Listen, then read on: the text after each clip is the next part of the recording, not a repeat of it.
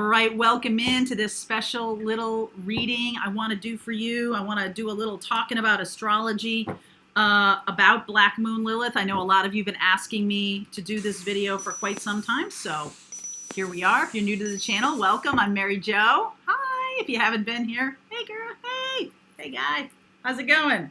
All right, so little announcement first. Tomorrow morning, if you're watching and tomorrow is July 13th, July 13th, 8 a.m. Eastern Time, I'm doing a special live for the Empress Club. So you might want to jump on that if you are in the Empress Club. It's going to be a special live reading for you guys. Those of you on the spiritual path. If you're not in the Empress Club, there's a link in the description box if you want to join.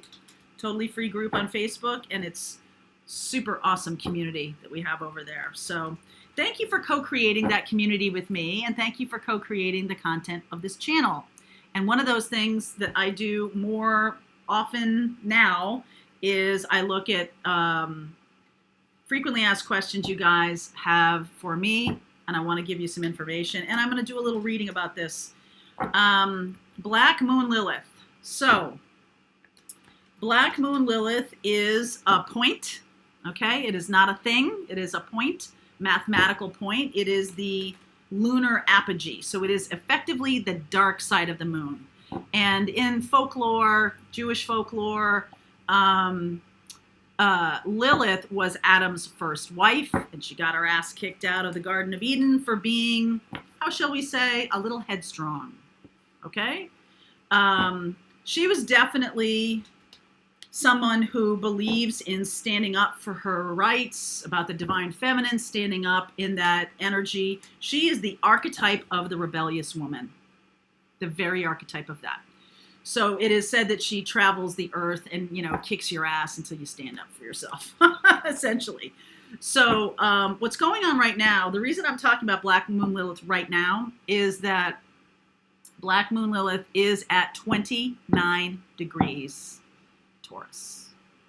It's going into Gemini on Sunday, this coming Sunday. And what that means is moving from Taurus into Gemini. So when something is at 29 degrees, that means it is in the final stages of something. It is closing out something. It is the end of a cycle. And when it's in Taurus right now, and it's the end of the cycle it can be the end of the cycle of something that you have valued or something that you believe in, something that you really feel strongly about. Right now, you might need to stand up for it. Okay, you might need to stand your ground, and in order not to be pushed over. Okay, Black Moon Lilith is moving into Gemini on Sunday, and she's a little bit about standing up when things may not be popular. Okay, she doesn't just stand up for herself when it's kind of like okay to do so, or she feels like she's going to be lauded for it or anything like that. It's much more rebellious than that. It may not be a popular opinion. It may not be a popular stance. You may be surrounded by people who, want to hold you down or something like that. But the 29 degree of Black Moon Lilith is really urging you to speak up for yourself, stand up for yourself, okay? So what I want you to look at in your birth chart is, do you have any planets or any important points like your ascendant, which I do, in 29 degrees? If so, it is likely to be very powerful for you. This energy is very powerful for you. So I'm 29 degrees Libra. That's my ascendant. So Libra is about balance. So I better get my shit together as it relates to balance. Also, where is 29 degrees in your chart? Look in your birth chart. Mine is in the 8th house. That's about transformation. Okay?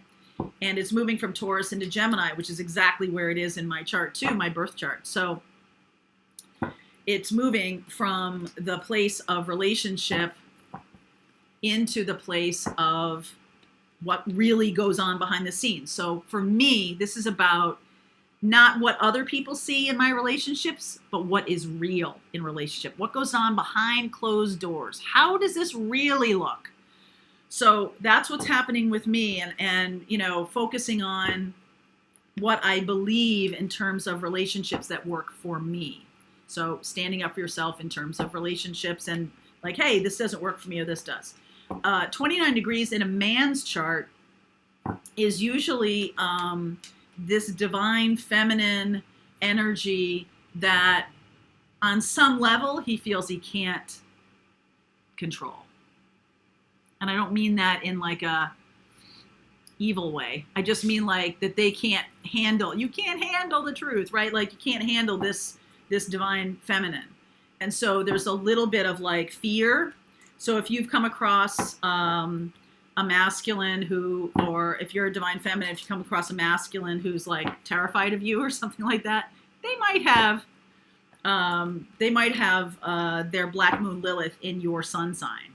Okay. So there's a lot there. But so I urge you to look at your own birth chart.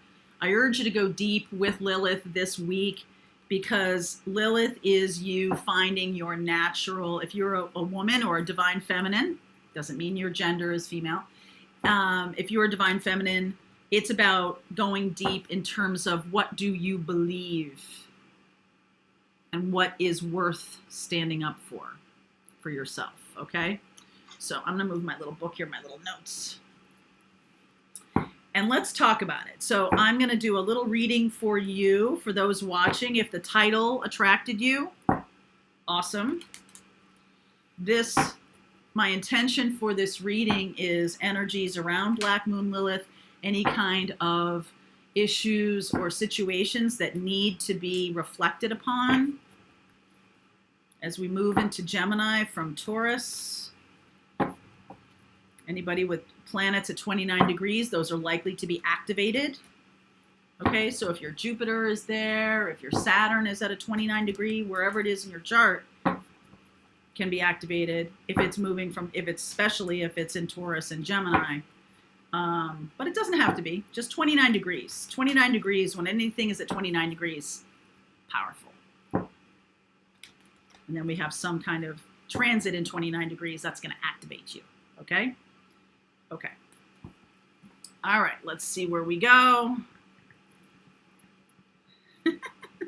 I feel like I always get this one on the bottom when it's like the message is a little bit like, need to chill out more.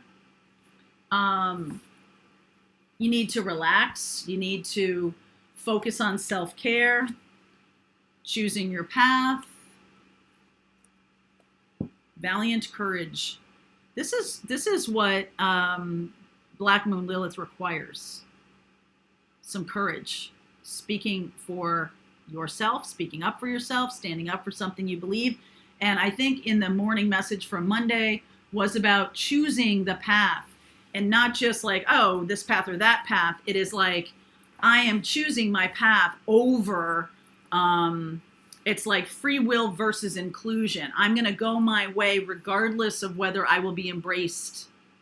I'm going to do my thing that I know I'm here to do on my path, even though it's not popular, or even though my family may not understand me, or even though my husband doesn't get it, or even though my wife thinks I'm nuts. All right. I think there's something important about standing up for what you believe in right now and taking that action. The good news is the stubbornness of Taurus, where it is right now, can be your friend. Okay? It's moving into Gemini, which might be more like this or that, maybe this, maybe that, a little bit. I'm not saying Gemini is wishy-washy, because they're not, but they do have a both sides, just like a Libra has a kind of a both sides. And that can be something that when you're trying to stand your ground in something can be, definitely difficult to stand your ground when you kind of can see both sides of an issue. This is about, nope, I see my side of the issue. This is what I want to do. This is what I believe in. You don't have to believe in it. It's what I believe. Okay? Queen of Wands. I'm seeing Sag under here. I'm seeing raising consciousness. So there's definitely an end to a burden. Remember, we're talking about the end of the cycle in Black Moon Lilith. So if there has been and in Temperance in my deck here, Temperance, it shows that it is about the balance between one thing and another. A little bit of this, a little bit of that. But with this Black Moon Lilith energy in Taurus, no soup for you. Okay? I believe this. Very black and white, very cut and dry. There's not a lot of room for any kind of negotiation there. Okay? World, Eight of Cups. There's the ending of a cycle. Eight of Cups, Four of Swords. I'm moving on a healing quest. All right, moving on a healing quest. I'm going to do this spread here. All right, the opportunity is for healing.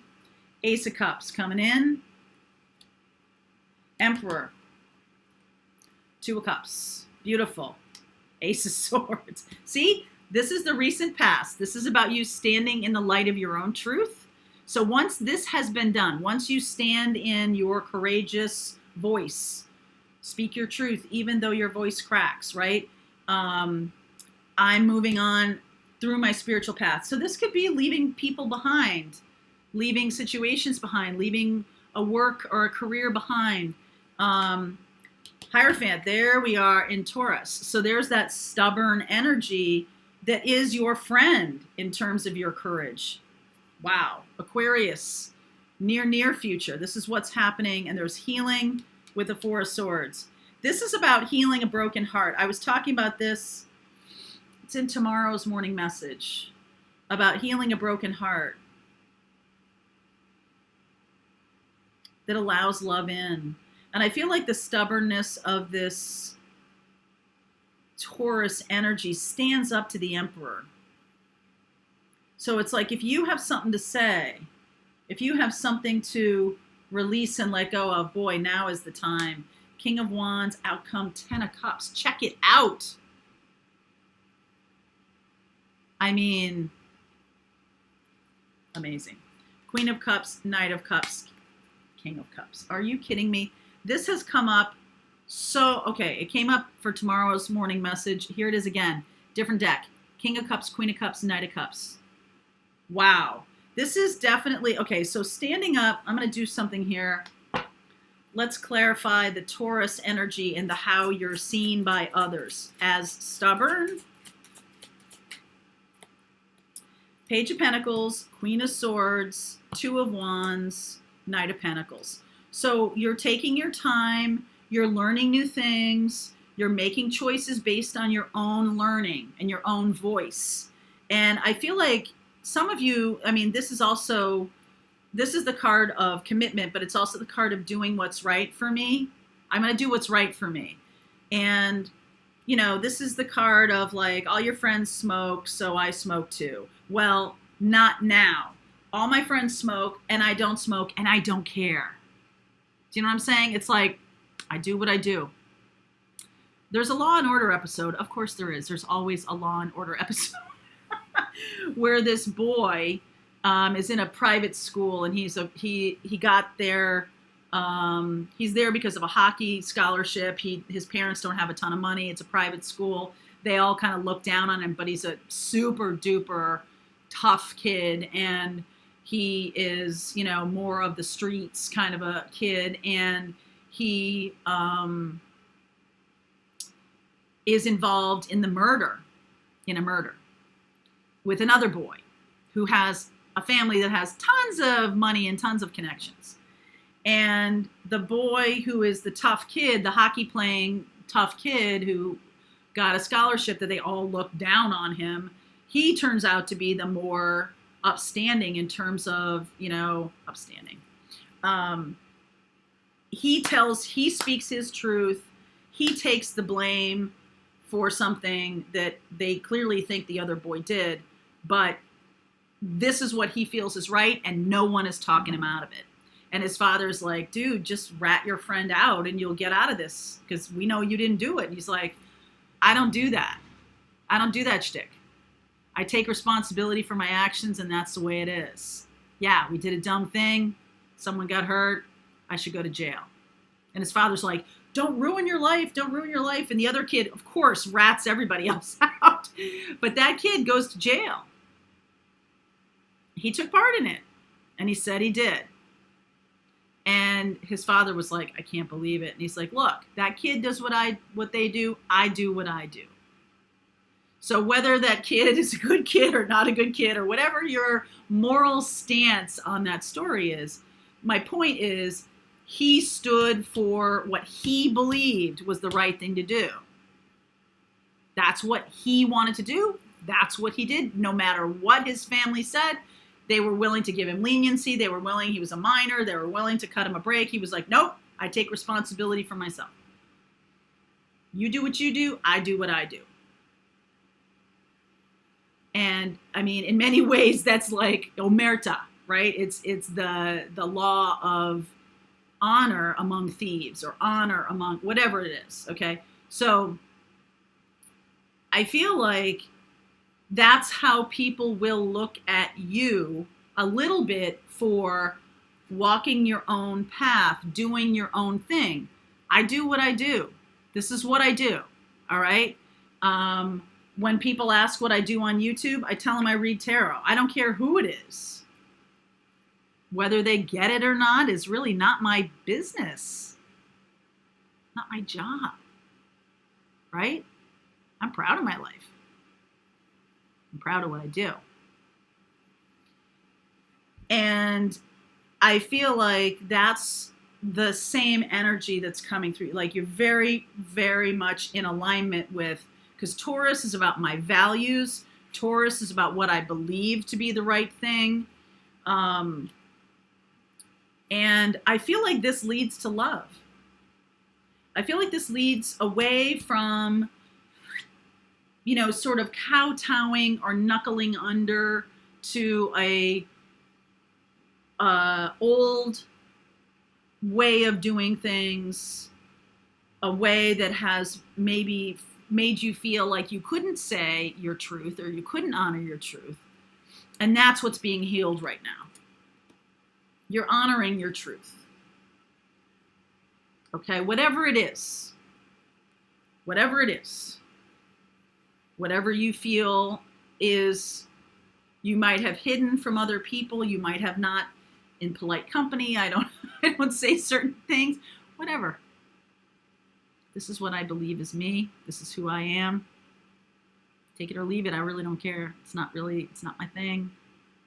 You decide what you do. I do what I do. Okay?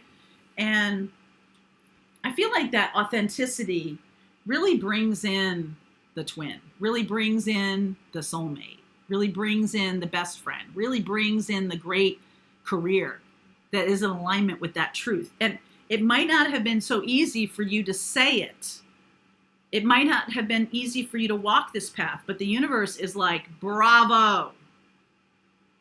We're going to reward that because you're staying true to yourself. You're stepping into it with courage, right? This King of Wands here, you're stepping into it with courage. And I feel like King of Wands, Queen of Wands here, and then we have King of Cups, Queen of Cups. There's inspiration here, and there's joyfulness, there's love, there's in the king and queen level. This is not knights or pages. I feel like at one point there was some kind of graduation from being a knight, but I feel like this is more about honoring the truth of who you are, inside and outside.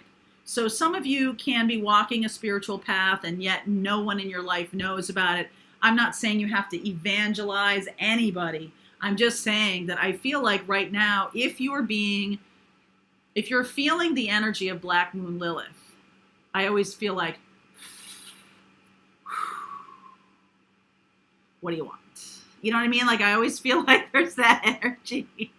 A little bit of martini drinking, a little bit of beautiful artwork, a little bit of gorgeous photography. There's something very creative about Black Moon Lilith because it's like, as within, so without. As what I'm doing inside, I'm really honoring what's there. I'm taking good care of myself. I believe in self-care. I'm doing that. And so I'm able to be on the outside. I had several aunts who embodied this energy in different ways, in very different ways. One was a grandmother of like 60 or 70 grandchildren.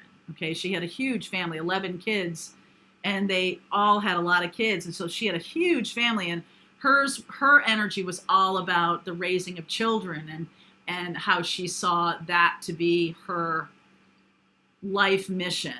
And then I had another who was an opera singer in Europe, and another who was a life and look photographer, and there just all of these amazing women. Some of them were, family oriented. Some of them were not. Some of them were gay. Some of them were straight. Some of them were nurturing and kind, and some of them were hilarious and outspoken.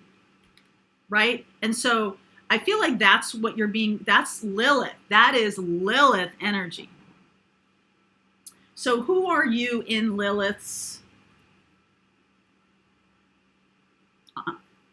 energy? Who are you in that, right? Are you raising your own consciousness, releasing yourself of burdens that are keeping you down from that, and really transforming into this Lilith energy? Are you doing that? And can you feel that? So look in your own chart about this. Look in your own and see where the energy lies. What house is it in? You have 29 degrees Taurus. Where's 29 degrees Taurus on your birth chart? That house is relevant. It's in my 8th house, house of death and transformation. It's right on my north node. So things are changing, right? Things are changing. So honor that. If you have 29 degrees in your chart, what's that about? Where is that? What planet? Look and see what the planet says. What's that energy in your life? Planet and house. All right, I'm going to keep going here. I think in the extended, I will talk a little bit about each house, maybe talk a little bit about each planet. There's some that have shown up here. Mars has shown up here. Jupiter has shown up. Those are fairly personal planets. Venus has shown up. So we'll talk a little bit about all that in the extended if you want to keep going. All right, so I will look at all that stuff, and I will continue with the reading on top of it. All right, so if you want to continue on with me, if that wasn't enough for you, the link is below. I'll see you over there.